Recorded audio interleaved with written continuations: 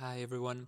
I want to talk about the energies that we find ourselves in now after the Virgo Libra equinox and this kind of in-between realm that also, not just the equinox, but also the solar eclipse at the very last day of Virgo maybe catapulted us into. So almost every single person I've been hearing the last 10 days or so has been feeling a certain heaviness or sadness or grief in the field. A lot of melancholic remembrance or feeling like a chapter's closing. And even though we're technically in Libra season and there's a big Libra influence, which I also want to bring out in a moment, the planet that rules Libra, Venus, she's still in Virgo, and over the next 2 days, she will be meeting the south node of the moon, which is also in Virgo, right? The south node is the one that creates the eclipses. And then it's also, of course, interesting both to think about the mythology of Virgo and Libra. It's interesting to think about the portal of the equinox in general, which at least here in the northern hemisphere and how the zodiac was conceived, or dreamed of, at least initially, is of course also the descent into the underworld, the descent into that darker part of the year, which corresponds to fall and winter here, which is of course a strong correlation to the mythology of Demeter and her daughter Kore, who will become Persephone. And this is something I really want to weave into here. And then lastly, just noticing that over the next 2 days, a lot of these themes will probably be highlighted quite a bit. That's because on the one hand, Mercury in Libra will be opposite Chiron in Aries, kind of foreshadowing themes of this coming full moon, but also because, again, Venus is about to meet the south node in Virgo.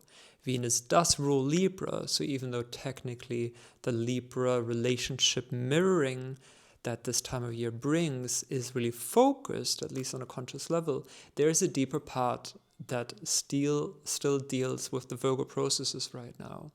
And one thing that most people don't know about Virgo, at least from the superficial pop astrology kind of level, is this much deeper depth that Virgo really plunges us into, which deals with all of these themes that come up in the mythic story of Demeter and the loss of her daughter, the abduction, but also the coming of age of her own daughter, the initiation of the maiden, of the girl, Kore, into the queen of the underworld, Persephone. And that theme is one of loss and of descent and loss of innocence, specifically loss of a sense of vitality. This is the underworld time, this is the fall time, this is the recognition that the sun is setting. The sun is setting in Libra, which is also what this glyph of Libra represents quite often, right? It's not just the two scales, but it also like symbolically the image of the sun setting at the horizon line.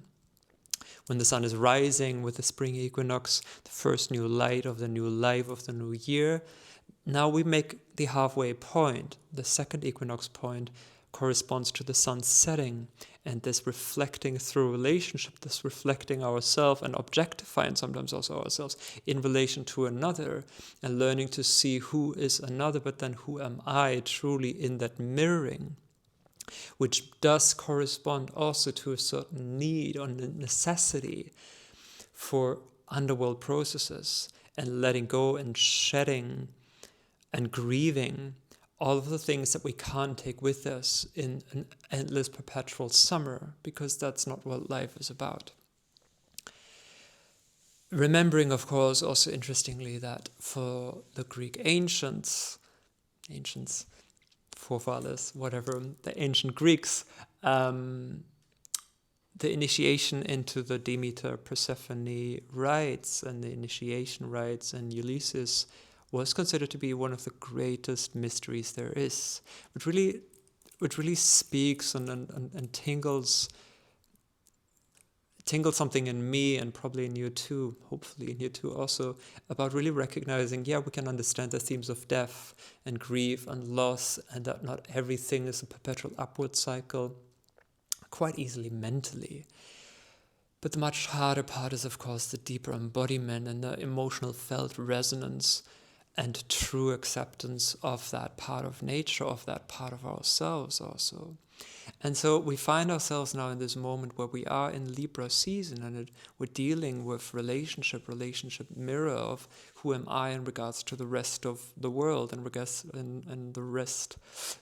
the rest of humankind. Who am I when you are you, and who are you when I am I? And where does anything here end and begin? But Venus ruling the Libra archetype, and Venus ruling the Sun and Mercury right now in Libra, coming to meet the South Node, shows us, hey, here's a deeper process where the solar eclipse is still echoing in regards to needing to let go, needing to find a karmic end, which the South Node represents, of certain patterns, behaviorisms that don't serve us any longer. And really embracing this deeper side of the Virgo archetype of the loss, the grief, the broken innocence, that we ourselves are aging, or we ourselves are maybe feeling that our child, our inner child, has been lost, has been abandoned. The wandering that Demeter then turns into, she's wandering all over the planet, all over the earth, trying to find her, right? But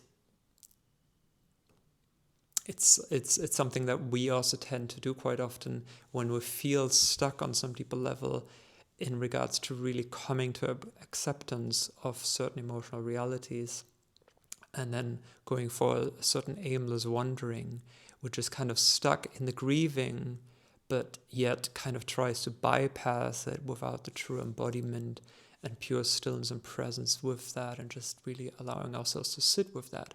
So one thing that this might show up in for you right now would be a huge amount of procrastination, typical Virgo kind of mentality or pattern, keeping ourselves busy all the time because everything needs to be done and cleaned and fixed, and everything needs to be done more productively, but trying to bypass the deeper emotional reality of actually what is of essence in this very moment, which is also mirrored, of course, by the opposite archetype of Pisces, allowing ourselves to sink into this overwhelming cosmic, chaotic ocean of our emotions to really see what is the deeper essence that we're trying to connect to. What both the Virgo and Pisces axis and eclipse portal really highlighted for all of us here, that the need and necessity to dive deeper into the Piscean waters and finding our alignment with spirit and what is truly of essence, what is all of this really about, and only then in the later part dealing with the Virgo archetype in regards to worldly, material, earthy things that we need to take care of in order to create a vessel, create in ourselves a vessel, so that this deeper essence can flow, that these cosmic waters can flow through us and we can feel deeply nourished. But one way of where and how we often try to bypass it, especially if we've got strong Virgo or planets in the 6th house, is keeping ourselves perpetually busy, which is a sense of procrastinating, which is this wandering, what I talked about with Demeter, right? The feeling lost and wandering and needing to do a million things and attending to a gazillion things, but actually bypassing the true impact of what we're really experiencing emotionally. And now Venus coming to meet the South Node shows us here's a release of these kinds of patterns, but where and how do they also play out, or do we play them out a lot in our one-on-one relationships? Where and how is also this other side of Virgo, of where and how we try to be of service, but actually not from a place of authentic wholeness and joy, what pleasure, what Venus is really about, but out of a sense of where and how this Venus maybe has been broken or wounded or impacted in the past, not feeling good and worthy enough. So I need to humble myself in order to serve, but it doesn't come from a place of essence that I feel like, oh, this is my calling in this moment, I want to be of service. But in actuality, trying to go into a subtle, unconscious Libran mind manipulation of like, if I do this for you, then hopefully, maybe, probably you will do this for me, but without necessarily vocalizing it. And it's where we often tend to slip into unconscious manipulation, trying to people please Libra, while at the same time trying very indirectly, directly to get our way through the emotional manipulation of the other. Don't be fooled by the Libra archetype and also the pop kind of perspective of that it's all about the other and relationship, because in the deeper sense, the two main stars of the Libra constellation have for the longest time been considered to be the claws of the Scorpion. And here we also see, on the one hand, the dependent, people-pleasing, making ourselves whatever shape or form to fit the mirror of the other, which can very easily oscillate to the other way, which can become the claws of the Scorpion, kind of the very confrontational nature, or the manipulating the field around us nature. And where and how does that Venus and Virgo on the South Node shows us, hey, maybe there's a much deeper emotional presence coming up in regards to where and how we feel a sense of loss of pleasure, loss of joy, loss of connection to essence, or maybe also a sense of grief in regards to where and how our sense of self-worth has been wounded. And where and how might we play this out a lot in our relationship, trying to get from the other the approval which we ourselves must give ourselves, trying to get from the other or our partner or friends the approval or love or care that our parents never gave to us. But if we're not honest about that and can speak to that clearly, we very often tend to fall into these traps of unconscious emotional manipulation of the other, where we're projecting the Libra archetype within us, then projects the Aries, and this very strong, passive, aggressive kind of stoking can come up, where we project all anger, project all desire out onto the other, and then create situations where the other has to react with fire and anger, mass, where with an Aries kind of stance, because of where and how we ourselves are not finding that center, but also maybe don't want to identify with that. And that's a second point that I mentioned, that Mercury is about to be opposite Chiron in Aries. Right, Mercury in Libra, opposite Chiron in Aries. That's also within the next 2 days. Now, over this weekend, you will feel both of these themes probably quite a bit. And this shows us so much where and how Mercury, our mind, our thoughts, our internal thought process, in Libra can be so dependent on the opinion and perspective of another in order to get mirrored.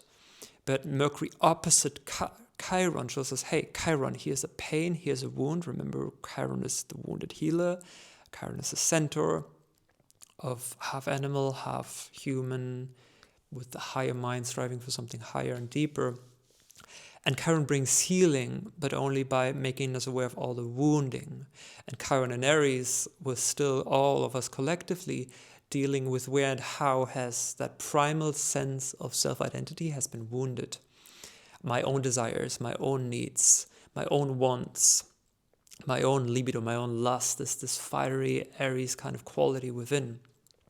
So Chiron opposite Mercury in Libra now will show us very clearly where and how can we be radically honest, but without projecting either the overly dependent, trying to harmonize and balance everything in Libra kind of side, or the other side of Libra, that very oscillating, tilting scales, where like no justice, no peace, but I'm the executioner of justice, I'm the executioner of karmic law here, and I can be this retributive force that can make you do things so that we can restore balance, right?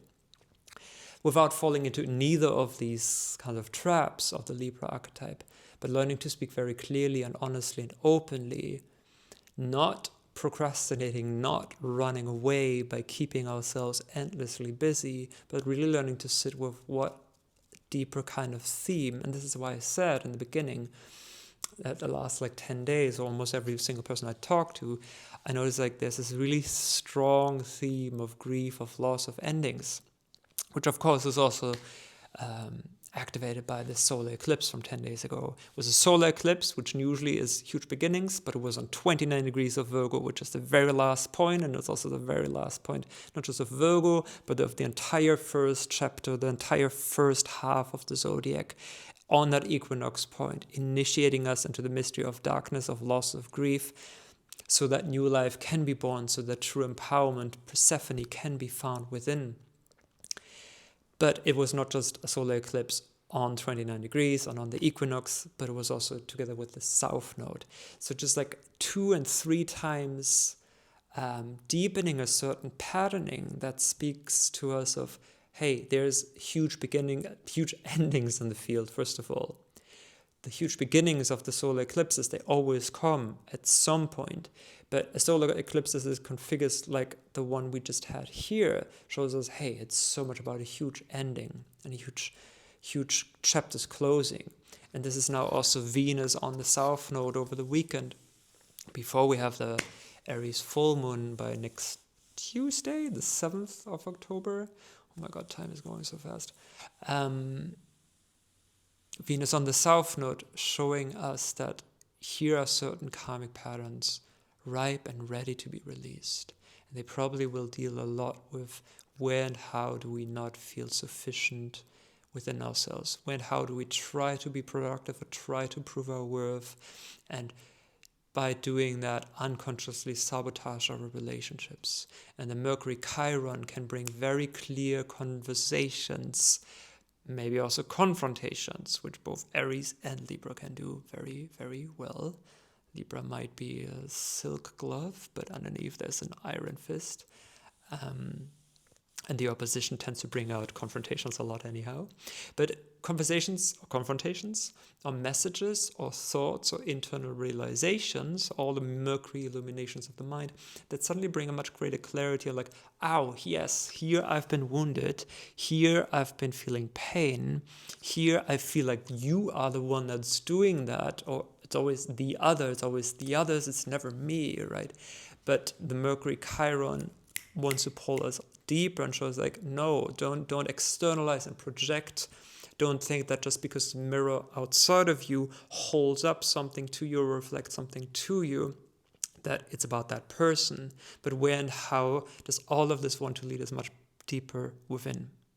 Which is also what the Libra equinox talks about, which is also what the Libra energy in general wants to talk about. Virgo shifting to Libra.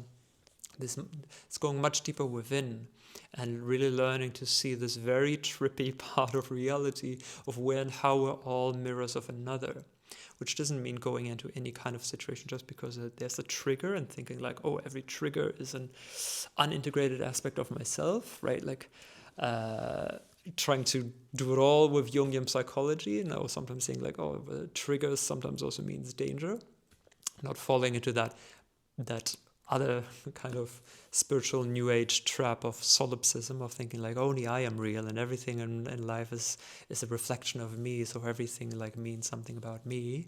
But again, learning to walk this very fine line of seeing like, yeah, there are a lot of reflections and they are ultimately dealing very, very much with me, but there are also other people, and learning to see them clearly for who they are, not projecting my themes out onto them or needing them to play a certain role because I maybe don't want to integrate the Libra side in me. I always want to do it all alone, and I think I need to like fight for myself and the world is out to get me, kind of Aries unintegrated mentality, nor the Libra kind of mentality of like, I only want to please, I only want to be kind. No, I really don't want to be in conflict. But you're making it so hard for yourself right now. Why are you always doing that? Right? This is like the thing that like draws out the fire and anger from others. So falling into neither trap, but really learning to walk this very fine, thin line, the very tricky balancing, which usually oscillates a little bit, right? It's never fully static and still. And they're seeing that balance is never fully this nor that. It's never fully projection. It's never fully just me or just the other.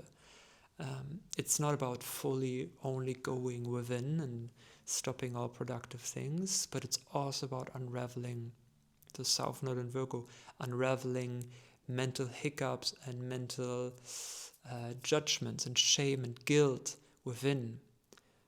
Venus wants to bring love and joy and pleasure and harmony and abundance, but there's also something very earthy and integrated, embodied within it. And with Libra, we can get very mental and abstract into the realm of ideas and all the social constructs in between us.